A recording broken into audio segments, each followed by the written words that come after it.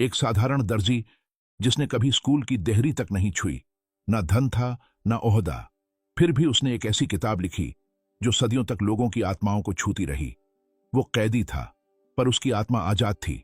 उस पर अत्याचार हुआ, पर उसका विश्वास अडिग रहा। उसे चुप कराना चाहा गया, पर उसकी कलम गूंज बनकर इतिहास में अमर हो गई। यह कहानी है जॉन बनियन की, एक ऐसे योद्धा की जिसने जेल की अंधेरी कोठरी से वो रोशनी फैलाई जो आज भी करोड़ों दिलों में जल रही है। कैसे बना एक अनपढ़ व्यक्ति इतिहास का सबसे प्रभावशाली मसीही लेखक, कैसे बनी उसकी पीड़ा और हमारी प्रेरणा। यह सिर्फ एक कहानी नहीं, ये एक बुलाहट है चलने की, लड़ने की और कभी हार न मानने की। जॉन बनियन, परमेश्वर का वो योद्धा जिसने स्वर्ग का रास्ता दिखाया। चलिए जॉन बनियन की अद्भुत यात्रा में प्रवेश करते हैं। 1628 का समय था। इंग्लैंड की धरती पर वसंत अपने नर्म कदमों से चल रहा था, पर एल्स्टो नामक गांव के एक छोटे से झोपड़ीनुमा घर में जन्मा एक शिशु यह दुनिया को हिला देने वाली कहानी का प्रारंभ था। नाम रखा गया जॉन बनियन। उसका घर लोहे और धुएं से भरा होता था, क्योंकि उसके पिता थॉमस बनियन एक लोहार थे। जंजीरें, रथों के पहिए, औजार और तलवारें बनाना उनकी रोज की दिनचर्या थी। पर वो घर गरीब था, बहुत गरीब। न गर्म कपड़े, न भरपेट भोजन और न ही कोई शिक्षा की व्यवस्था।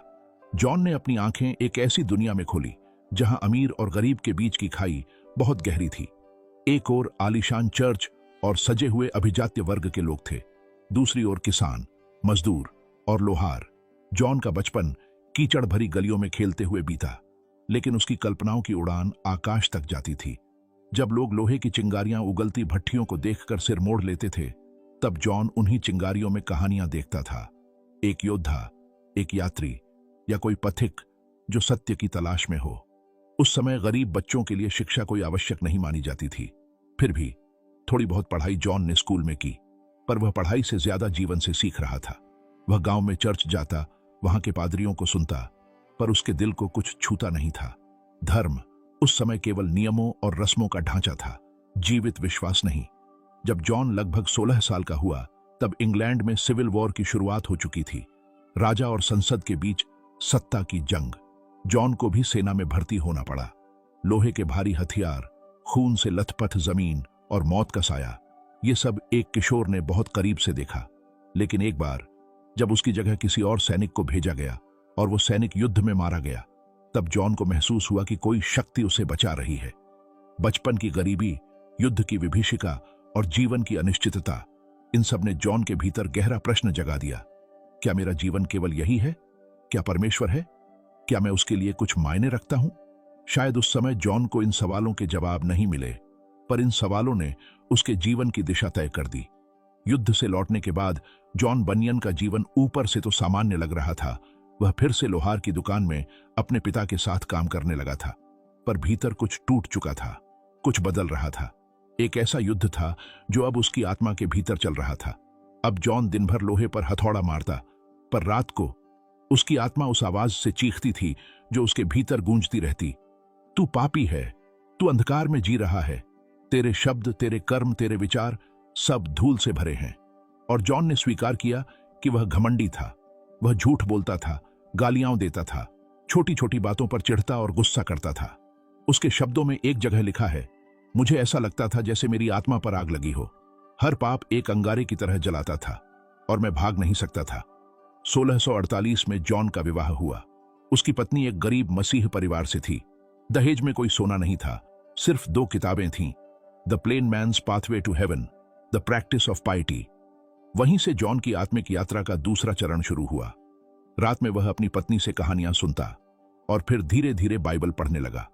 लेकिन जैसे जैसे वह पवित्रता को समझने लगा, वैसे वैसे अपनी अशुद्धता की गहराई भी महसूस करने लगा।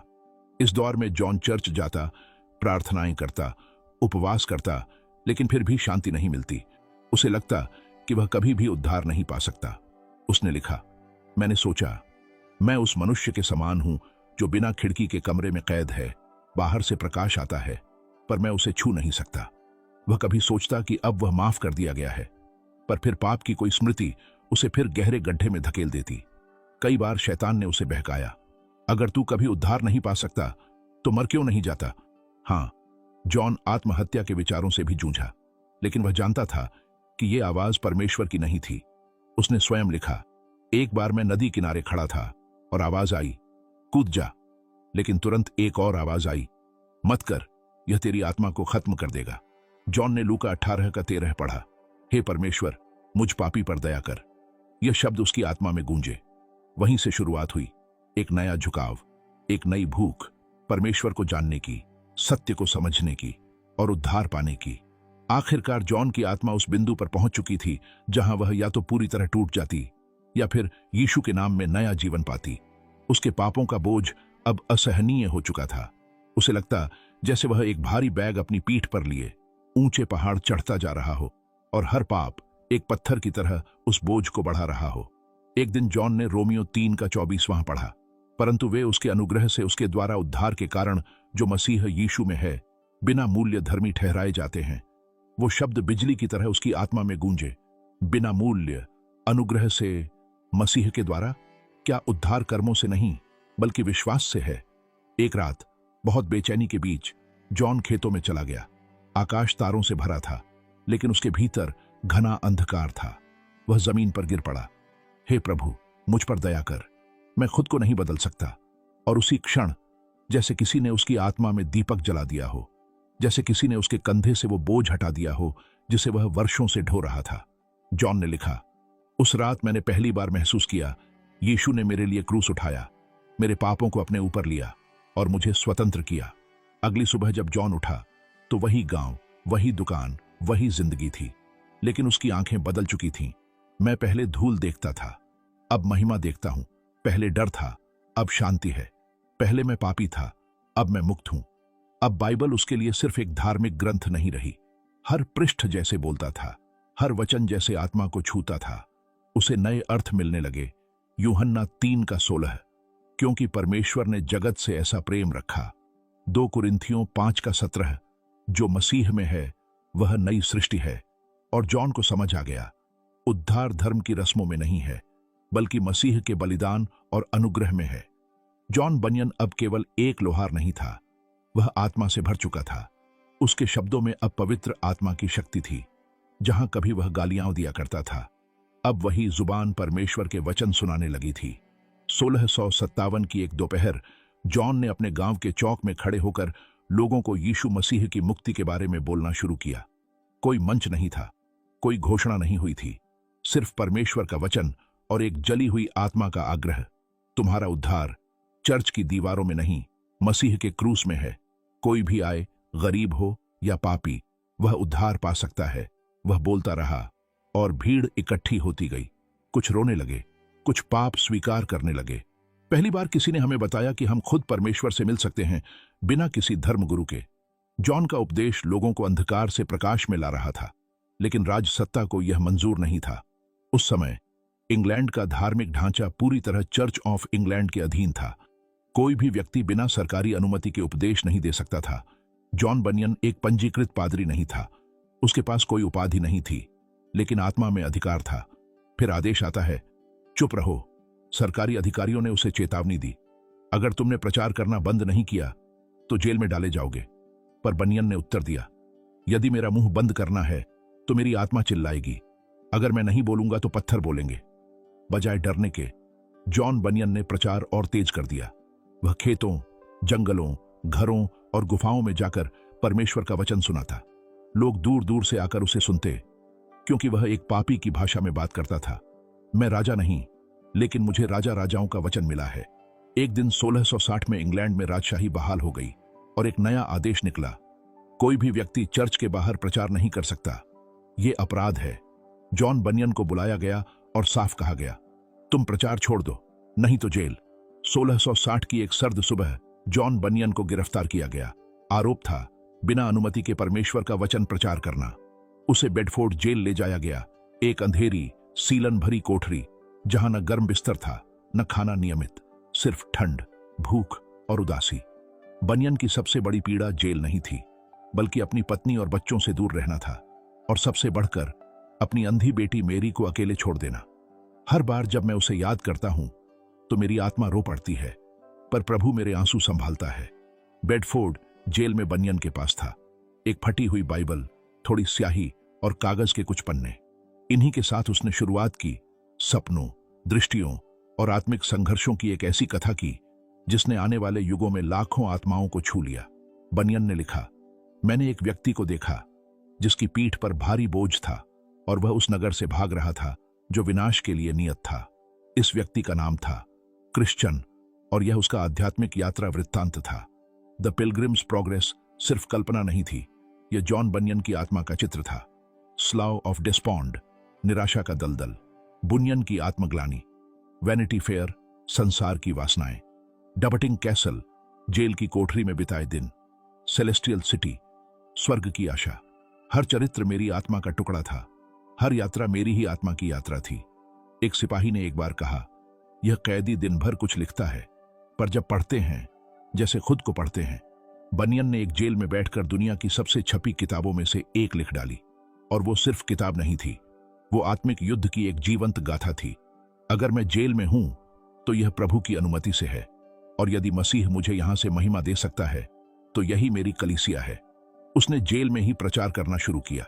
जेल के बाहर खड़े लोग उसकी खिड़की से सुनते थे। एक बार फिर उसकी आवाज सलाखों से भी बाहर गूंज रही थी।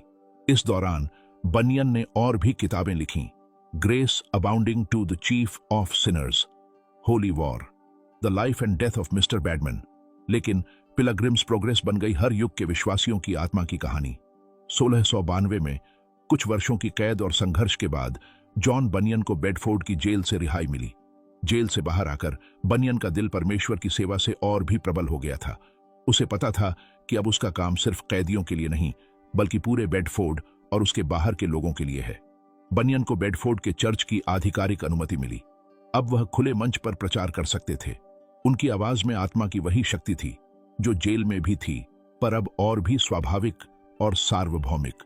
बनियन ने खुलेआम प्रचार किया और लोगों को मसीह की सच्चाई से परिचित कराया। उनके उपदेशों में था सरलता, गहराई और जीवन की चुनौती। वह कहते थे, परमेश्वर की कृपा से मैं अब सिर्फ जेल का कैदी नहीं, बल्कि प्रभु का सेवक हूं। मेरी जिंदगी का उद्देश्य केवल एक है, लोगों को उनके उद्धार की ओर ले जाना। जेल से निकलने के बाद बनियन ने अपने परिवार के साथ पुनर्मिलन किया। उनकी पत्नी और बच्चों के साथ समय बिताना उनके लिए एक नई खुशी और ताकत का स्रोत था। रिहाई के बाद बनियन ने कई पुस्तकें लिखीं और कई प्रार्थना सभाओं का आयोजन किया। उनकी प्रसिद्ध पुस्तक द पिलग्रिम्स प्रोग्रेस का दूसरा संस्करण भी इसी दौरान प्रकाशित हुआ। उनके उपदेश और पुस्तकें बेडफोर्ड के बाहर भी फैलने लगे। लोग दूर दूर से उनकी बात सुनने आने लगे। उनकी ईमानदारी, सादगी और प्रभु के प्रति समर्पण ने लाखों दिल छुए। हालांकि विरोध और मुश्किलें खत्म नहीं हुईं। कुछ लोगों ने बनियन की लोकप्रियता और स्वतंत्र उपदेश से खतरा महसूस किया, पर बनियन ने कभी हार नहीं मानी। उन्होंने कहा, जो प्रभु मेरे साथ है, मैं उससे डरता नहीं। बनियन ने अपने जीवन के अंतिम वर्षों में अपनी आध्यात्मिक विरासत की तैयारी की। उनके उपदेश और पुस्तकें आने वाली पीढ़ियों के लिए प्रकाश स्तंभ बनी। उन्होंने बेडफोर्ड में कई युवाओं को प्रशिक्षित किया ताकि ईश्वर की सेवा आगे बढ़ती रहे। 1688 की उस दिन बेडफोर्ड में एक शांति थी, पर उस शांति के बीच एक महान आत्मा ने अपनी सांसें थामी। जॉन बनियन का शरीर इस संसार से विदा हुआ। बनियन ने जीवन भर संघर्ष किया, पर अंततः उसे परमेश्वर की ओर लौटना था। उनके अंतिम शब्द थे, मैंने यहां जिंदगी में बहुत कुछ सीखा, पर स्वर्ग में मेरे लिए एक नई दुनिया है। उनका पार्थिव शरीर बेडफोर्ड की धरती में आराम को मिला, पर उनकी आत्मा उस प्रकाश के साथ थी जिसने लाखों की जिंदगियां बदल दी। उनकी सबसे प्रसिद्ध कृति द पिलग्रिम्स प्रोग्रेस दुनिया भर में प्रकाशित हुई और अनगिनत भाषाओं में अनुदित। यह किताब आज भी मसीहों के लिए एक मार्गदर्शक है, जीवन की कठिनाइयों में आशा और विश्वास का दीपक। जॉन बनियन ने दिखाया कि सच्चा विश्वास को जेल की सलाखें नहीं रोक सकती। एक साधारण आदमी भी परमेश्वर के महान कामों का हिस्सा बन सकता है। संघर्ष और कष्ट के बीच भी आशा की किरण चमकती है। उनकी कहानी प्रेरणा बनकर आज भी जीवित है। विश्व के कोने कोने में लोग उनकी किताब पढ़ते हैं और उनके जीवन से सीख लेते हैं। जॉन बनियन का जीवन केवल एक इतिहास नहीं, बल्कि एक जीवित प्रेरणा है। एक गरीब दर्जी जिसने अंधेरे जेल की कोठरी में भी आशा को पाया, एक पापी जो मसीह की कृपा से पवित्र बन गया, एक लेखक जिसकी स्याही आज भी आत्माओं को छू रही है। उसने दिखाया कि विश्वास जब सच्चा हो तो वह लोहे की सलाखों को भी तोड़ सकता है। आज बनियन हमारे बीच नहीं है, पर उसकी कहानी, उसकी कलम उसका बलिदान हर दिल में जीवित है जो परमेश्वर की ओर चल रहा है। और आज भी जब कोई थक जाता है, टूट जाता है, तो बनियन की कहानी कहती है, मत रुक, ये यात्रा अभी बाकी है।